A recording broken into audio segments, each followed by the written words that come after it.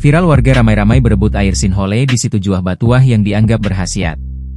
Fenomena alam berupa lubang misterius atau sinhole yang muncul di area persawahan milik warga di Jorong Tepi, Nagari Situju Batuah, Kabupaten 50 Kota, Sumatera Barat, Sumbar, masih menjadi perhatian masyarakat. Sejak kemunculannya pada Minggu, 4 Januari 2025, lalu, sinhole yang berada di sawah milik seorang warga bernama Adrol Mios, 61, itu ramai didatangi warga dari berbagai daerah. Kondisi tersebut dipicu oleh viralnya informasi dan foto lokasi di media sosial hingga masuk pemberitaan nasional.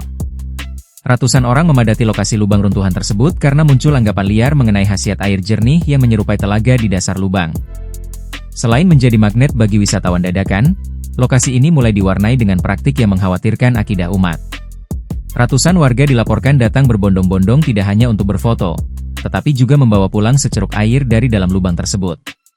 Keberadaan air yang tampak jernih bak telaga itu memunculkan anggapan liar di tengah masyarakat bahwa air tersebut memiliki khasiat tertentu.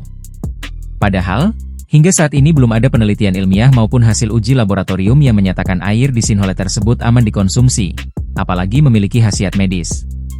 Fenomena ini pun langsung mendapat perhatian serius dari pemuka agama.